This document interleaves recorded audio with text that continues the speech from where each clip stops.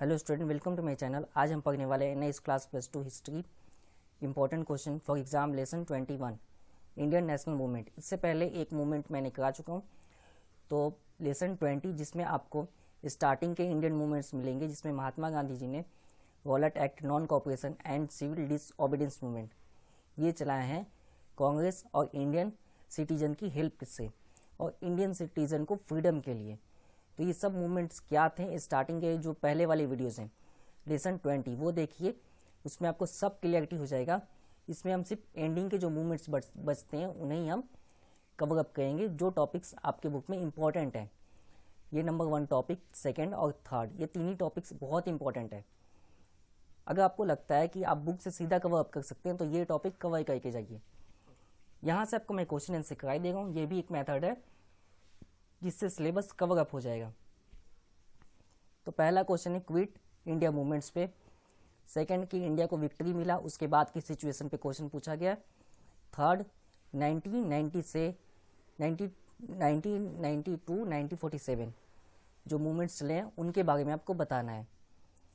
ये पैटर्न है जिसमें आपको 18 क्वेश्चन है, एक मैप होता है। मैप की वीडियोज़ मैं करा चुका हूँ इंग्लिश और हिंदी दोनों मीडियम में।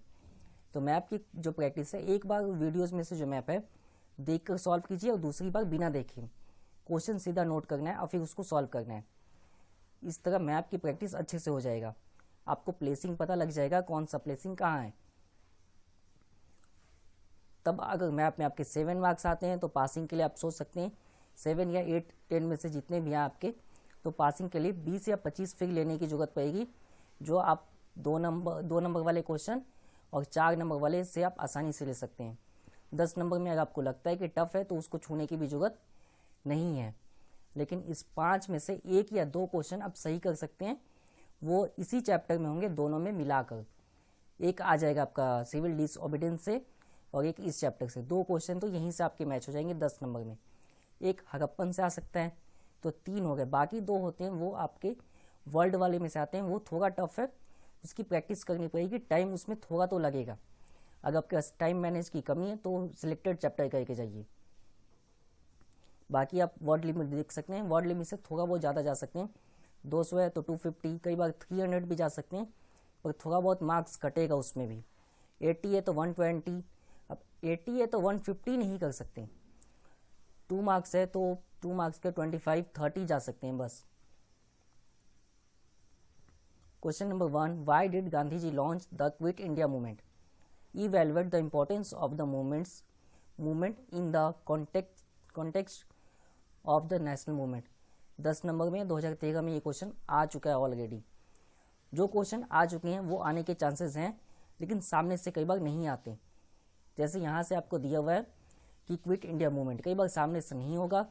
ये पूछा जाएगा कि how to freedom in India और विच मूवमेंट। तो सेम है, यही है कि फ्रीडम जब मिला तो कौन सा मूवमेंट था, वो आपसे पूछा जाएगा। तो यही था last movement, quit India movement. तो थोड़ा बहुत जो है ना, इससे वो क्वेश्चन चेंजेस कर रहे हैं, तो आपने ध्यान रखना है। अब ऐसा नहीं है कि थोड़ा सा चेंज किया आपने सोचा कि आंसर ही मैच नहीं हुआ, क्वेश्चन तो वही था, थोड़ा चेंजेस किया, आपने देखा कि फ्रीडम के टाइम लास्ट मूवमेंट कौन था। तो यहाँ मैं आपको क्लियरिटी करा दिया है। बाकी अगर एग्जाम में ऐसे चेंजेस करता है तो आपने कंफ्यूज नहीं होना है, आपने ये चीज़ें याद रखनी है कि जो लास्ट मूवमेंट था वो यही था, क्विट इंडिया मूवमेंट, और यही पूरा आंसर आपने लिख के आना है। अब क्विट इंडिया मूवमेंट चला, सबसे पहले हमसे पूछा गया था क्वेश्चन नंबर 1 में कि क्विट इंडिया मूवमेंट लॉन्च क्यों हुआ। दूसरा क्वेश्चन पूछा कि हमें इसके जो इम्पोर्टेंस है वो बताने, इवेल्युएट करना है इसे। तो स्टार्टिंग में मैंने लिख दिया कि ये स्टार्ट क्यों हुआ, तो ये स्टार्ट हुआ the failure of Cripps mission. ये व्यक्ति का नाम है, जैसे इंडिया में आज चीफ मिनिस्टर है पूरे राज्यों में, मुख्यमंत्री, वैसे ही उस टाइम लॉर्ड शासन करते थे हर एरियाज के और हर एक असेंबली के। तो उस टाइम क्रिप्स थे जिन्होंने एक अनाउंसमेंट किया था कि इंडिया एक यूनिटी में काम करेगा, और उसके अलावा जितनी भी असेंबलीज होगी इंडिया में, वो सब असेंबली में इंडियन कांग्रेस लीडर्स होंगे। तो अब ये सोचकर देखा गया कि नहीं, ये तो रूल अच्छा है, लेकिन ऐसा नहीं हुआ। जो असेंबली था उसमें इंडियंस थे नहीं, और उल्टा ब्रिटिश ने क्या किया, कि मुस्लिम और हिंदूज के बीच में डिवीज़न खड़े कर दिए रिलीजियस पावर को लेकर। रिलीजियस दिखाया कि जिसके रिलीजियस ज़्यादा, जिसकी जनसंख्या है उसकी पावर ज़्यादा होंगी, ये बोला गया, उसकी शक्तियाँ ज़्यादा होगी। तो अब दोनों फेल हो गया। पहला रूल क्या था कि हमें यूनिटी दिखाना है, ये बोला गया था जर्नल ने।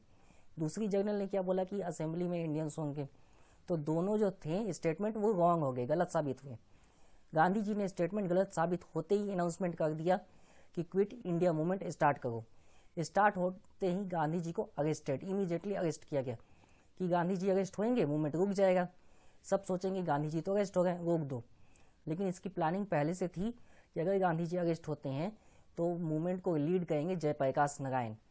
जैसे आज आपको पता होगा कि बड़े लीडर्स के सामने जो डिफेंड करने वाला व्यक्ति होता है उसको भी उतना ही बड़ा लीडर मानते हैं। तो इंदिरा गांधी के सामने उस टाइम जयप्रकाश नारायण थी, एक टाइम ऐसा भी था। और जो नेहरू थे और अदर आपके सदस्य हो गए कांग्रेस के, उन सब में जयप्रकाश नारायण स्पेशली जो आंदोलन होते थे उसमें सबसे बेस्ट थे, आंदोलन करने में, धरना करने में।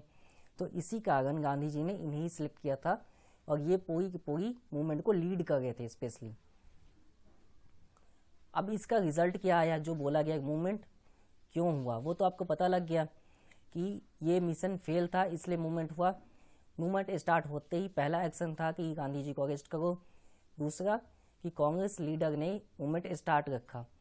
स्टार्ट जो कंटिन्यू था, इसका रिजल्ट था कि 2 डिस्ट्रिक्ट इस्टेब्लिश हो गए, इंडिपेंडेंस, यानी उनकी अपनी गवर्नमेंट बन चुकी थी। तो ये 2 डिस्ट्रिक्ट के नेम है मेदिनीपुर ईस्ट और वेस्ट, 2 साइड थे। तो ये 2 डिस्ट्रिक्ट है, आपने ऐसे ही याद रखना है दोनों डिस्ट्रिक्ट के बारे में। अब जो ब्रिटिश थी, ये तो देख के दिमाग ब्रिटिश का खराब ही होगा कि एक जगह से इस्टेब्लिश हो चुका है तो ऐसे पूरा इंडिया में इस्टेब्लिश ऑटोमेटिक हो जाएगा। तो ब्रिटिश ने जो स्ट्रिक्ट एटीट्यूड के साथ मूवमेंट को स्टॉप करने के लिए कोशिश की। अब इन सब को स्टॉप करने के लिए मोर देन अ ईयर, 1 साल से भी ज़्यादा समय लग चुका था ब्रिटिश को, पर स्टॉप हो गया मूवमेंट। लेकिन उसका कुछ खास बेनिफिट ब्रिटिश को नहीं मिला, क्योंकि अब इंडिया का हर एक व्यक्ति को समझ में आ चुका था कि ब्रिटिश को भेजना ही है वापस इंग्लैंड। जहाँ से आए थे वहीं जाओ, ब्रिटेन से आए थे ब्रिटेन जाओ, ये रूल था। इसके लिए सबसे ज़्यादा इसमें कौन शामिल हुआ, यंगस्टर, यूथ, इंडियन यूथ शामिल हुआ। उसने ये सोचा कि कॉलेज हम छोड़ेंगे और जेल जाना पसंद करेंगे, हम कांग्रेस लीडर बनेंगे। सब वहीं शामिल हो गए थे। अब यही रीज़न था कि मुस्लिम लीग के जो हेड थे जिन्ना, इन्होंने एक अलग तरीके से इन्फ्लुएंस किया पूरी मुस्लिम कम्युनिटी पे।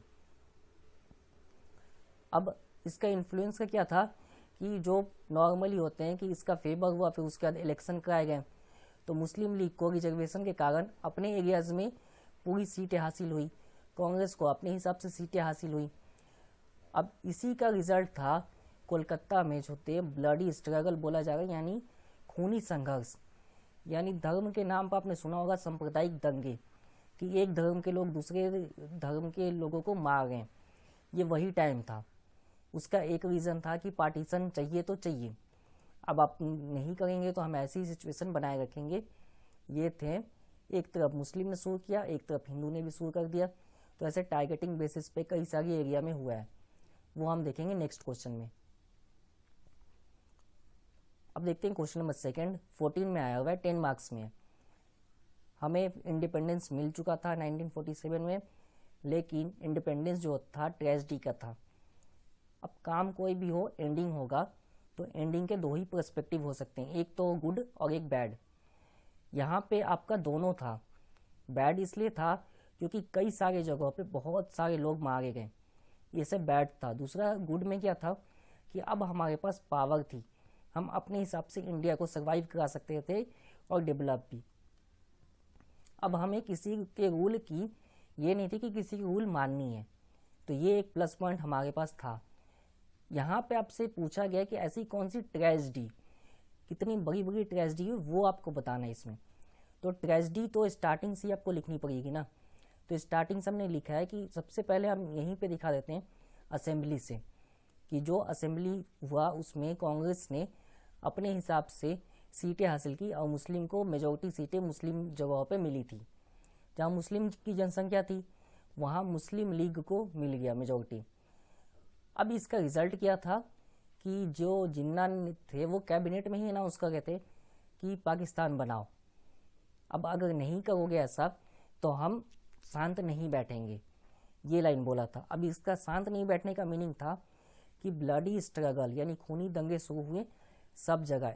ऐसा नहीं था कुछ राज्यों में थे, कम से कम इंडिया के 7 से 8 राज्यों में थे, बंगाल, बिहार, उसके बाद पंजाब, गुजरात, ऐसे ही। तो इन सब जगहों पे ऐसे संघर्ष हुए। तो गांधी जी ने अंत में यही कहा कि पार्टीशन होना चाहिए, तो पार्टीशन करवा दिया गया। फिर एंड में फाइनल डिसीजन यही था। तब तक बहुत सारे लोगों की जान जा चुकी थी।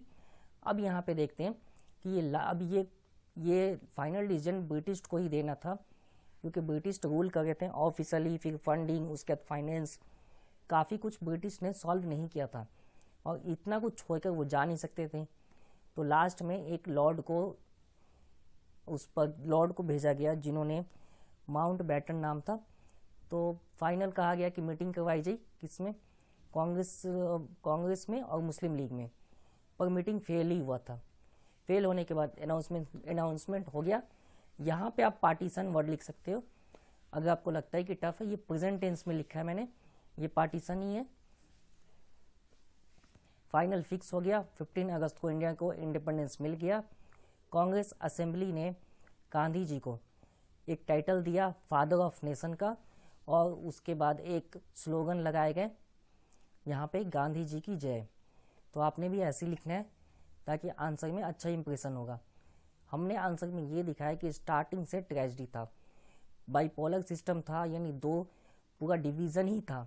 एक तरफ मुस्लिम लीग था, एक तरफ कांग्रेस था। तो दो डिवीज़न के बावजूद भी इंडिया सर्वाइव कर रहा था। तो ये पहली ट्रेजेडी थी कि इंडिया जब फ्रीडम में था, यानी कि आंदोलन करके थे, तब यूनिटी थी, लेकिन जब शासन हाथ में आया तो दो डिवीज़न हुआ। पहला ट्रेजेडी तो यही देखने को मिला। दूसरा कि जो ब्लडी स्ट्रगल थे वो हुए अलग अलग स्टेट में, तो ये एक ट्रेजेडी था। लेकिन एंड में हमने यही बोला है कि एंड में असेंबली स्टार्ट कराया गया, और जिसने सबसे ज़्यादा योगदान दिया उन्हें सम्मान भी दिया गया, जय जयकार की नारे भी लगाए गए, वो थे गांधी जी। तो आपने ऐसे ही लिखना है एंडिंग तक। अब देखते हैं क्वेश्चन नंबर 3। तो ये स्टेटमेंट क्वेश्चन होता है। एक क्वेश्चन स्टेटमेंट आएगा ही आपके पेपर में। पहले तो कंपलसरी हो गए थे, अब नहीं होते, ऑप्शन में होगा ऐसे क्वेश्चन। आपसे यहाँ पूछा गया है कि महात्मा गांधी ने, एक बार क्वेश्चन रीड करके ही आपको क्लैरिटी करा देगा। Mahatma Gandhi dominated the Indian nation and political scenes from 1990 to 1947 and made the Indian national movement a mass movement। Mass movement का मतलब होता है जनता की भागीदारी। जनता की बात होगी, हर एक व्यक्ति का पार्टिसिपेशन कैसे हुआ, तो ये जस्टिफिकेशन आपको देना है, जस्टिफाई करना है।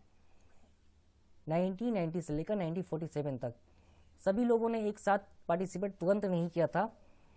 जो लास्ट मूवमेंट था उसमें सबका पार्टिसिपेशन था।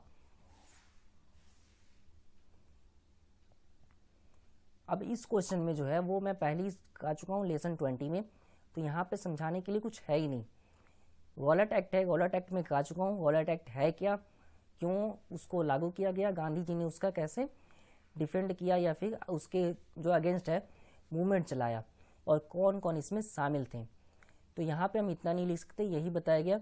रॉलेट एक्ट चला जिसकी यही थी प्रोविज़न कि 2 सालों तक बस जेल में सीधा डाल देंगे। एक्ट क्या लगेगा, पॉलिटिकल प्रिवेंशन, यानी पॉलिटिकल आप राजनीतिक कैदी बोला जाएगा डायरेक्टली। तो राजनीतिक कैदी का टैग लगा के सीधा जेल में 2 सालों के लिए। अब उसके बाद सेकेंड आपका मूवमेंट चला था नॉन कॉपरेशन मूवमेंट। तो उसमें भी गांधी जी ने ये बोला कि ब्रिटिश रूल जो है इस्टेब्लिश इसलिए है क्योंकि इंडियन कॉपरेशन कर रहे हैं, अगर उन्होंने नॉन कॉपरेट कर दें तो ये इस्टेब्लिश ख़त्म हो जाएगा 1 ईयर में, ये रूल थी। तो तब यही थॉट के साथ नॉन कॉपरेशन स्टार्ट हुआ था। उसके बाद सिविल डिसओबीडियंस मूवमेंट, ये बताने की जरूरत नहीं क्योंकि इस पर 3 क्वेश्चन है लेसन 20 में। तो जिसने देखा है वीडियोज उसको यहाँ पे पता होगा कि उस 3 क्वेश्चन में से कितना पॉइंट यहाँ लिखना है। तो एक वहीं पे याद करने के बाद ये भी क्वेश्चन आपका याद हो जाएगा।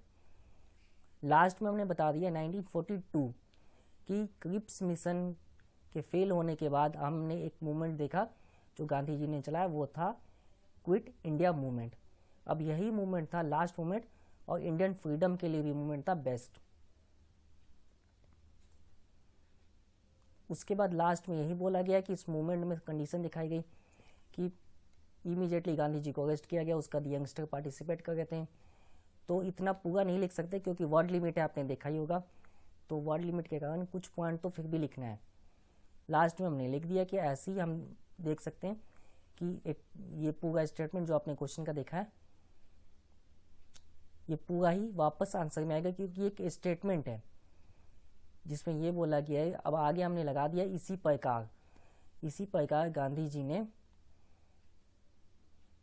ये सभी मूवमेंट चलाए हैं। तो पूरा आंसर लिखने के बाद लिखा है, इसमें आप निष्कर्ष बोल सकते हैं, कंक्लूजन। तो ये एंड में बनाया, आप देख सकते हैं। यहाँ पे देखते हैं क्वेश्चन नंबर 4। यहाँ पे भी समझाने का कुछ है नहीं, पर फिर भी देखते हैं, कुछ स्टेटमेंट बनाया हुआ है तो वो मैं एक्सप्लेन कर रहा हूँ। 1970 ये बोला गया कि जो आफ्टर बोला गया 1970 explain the importance of the satyagraha movement lead by Gandhi ji after 1917 में जब मूवमेंट स्टार्ट किए गए गांधी जी के द्वारा, तो मूवमेंट की महत्व आपको समझाने, सत्याग्रह मूवमेंट की इम्पोर्टेंस। तो सबसे बड़ा इम्पोर्टेंस स्टार्ट होता है चंपारण से। आप चाहो तो स्टार्ट वहाँ से कर सकते हो। गांधी जी दक्षिण अफ्रीका से, साउथ अफ्रीका से लौटे थे, वहाँ से।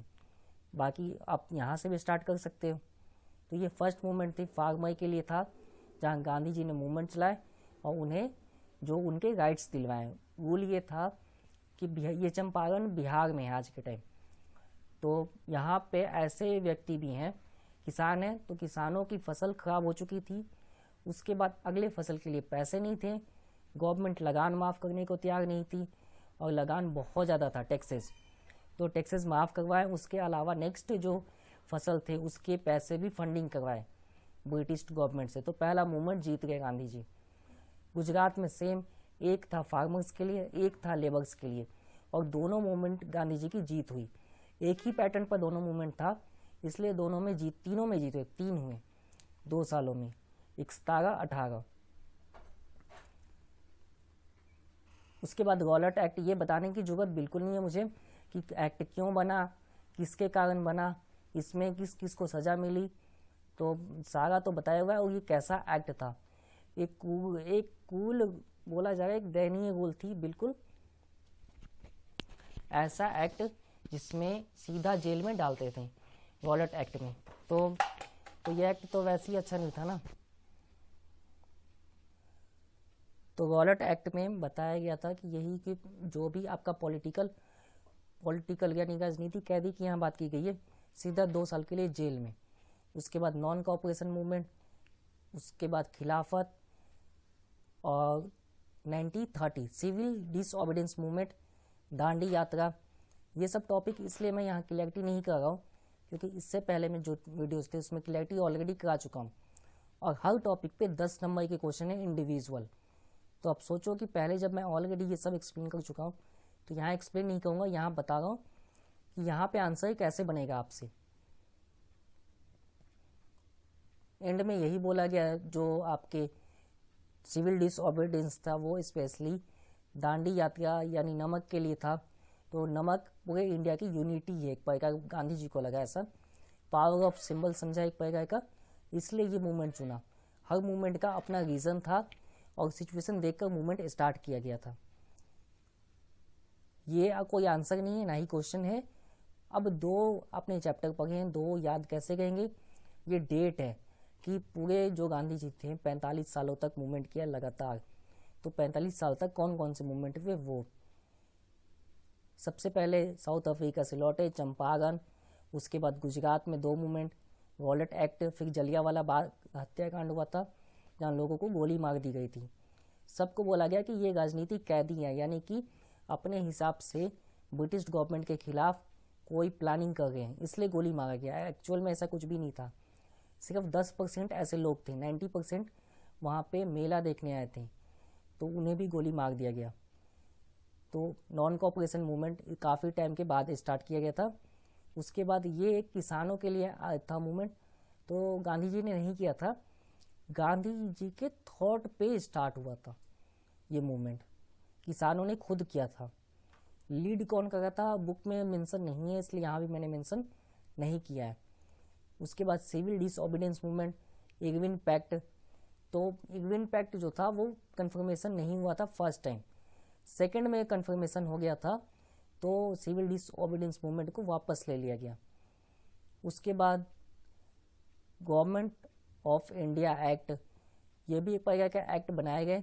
उसके बाद कांग्रेस कैबिनेट बन चुका था। उसके बाद क्विट इंडिया मूवमेंट, और लास्ट में आपके थे कि जो जहाँ जहाँ पे वायलेंस या ऐसे सिचुएशन खराब हुए थे जहाँ लोग मरे थे, वहाँ पे गांधी जी ने विजिट किया पूरे ऑल ओवर इंडिया में, और वहाँ पे बताया कि हमें हिंसा नहीं करनी चाहिए। तो एंड में यही मैसेज दिया था सबको। तो ऐसे कुछ इम्पोर्टेंट पॉइंट थे। चैप्टर का एंडिंग हो चुका है, तो 2 चैप्टर जिन्होंने किए उसके 10 नंबर पक्के हो गए कन्फर्म अच्छे से। यानी कि अगर क्वेश्चन आ जाए तो बिना देखे आप कम से कम 2 पेज या 1.5 पेज लिख सकते हो। सिविल डिसओबीडियंस, गॉलट act, non cooperation, quit India movement, Irwin pact, Dandi, Namak Satyagraha, जितने कोई टॉपिक अभी मैं बोल रहा हूँ इनमें से कोई भी अगर आ जाए तो आप 1.5 पेज बिना देखे लिख सकते हो, तो आपके 10 नंबर पक्के हो गए। अगर वीडियो देख लिया तो पक्के नहीं है, आपको लिख कर प्रैक्टिस करना है 2 बार 3 बार बिना देखे, क्योंकि एग्ज़ाम में सुनना नहीं है, ना ही देखना है, ना ही बोलना है, आपको वहाँ आंसर शीट पर लिखना है। तो लिख कर प्रैक्टिस करनी पड़ेगी। और 84% स्टूडेंट सब्सक्राइब नहीं करते हैं, तो प्लीज़ सब्सक्राइब कीजिए। एक जो शिक्षक है उससे प्रोत्साहन कैसे मिलेगा, तो अपने फ्रेंड्स, अगर आपके फ्रेंड्स NIS में तो उन्हें भी शेयर कीजिए, ताकि आपके साथ वो भी पास हो सके। कोई भी डाउट हो तो कमेंट में आप बता सकते हैं। और वीडियो लेट आने के लिए जो थोड़ा सा मेरा भी एग्ज़ाम साथ साथ चल रहा है आपके, इसलिए लेट है। अब उम्मीद है इस वीडियो से आपका हेल्प हुआ ही होगा, तो लाइक कीजिए, फ्रेंड्स को शेयर कीजिए, कोई क्वेश्चन है तो कमेंट कीजिए, अगर आप फर्स्ट टाइम देखें सब्सक्राइब कीजिए। धन्यवाद।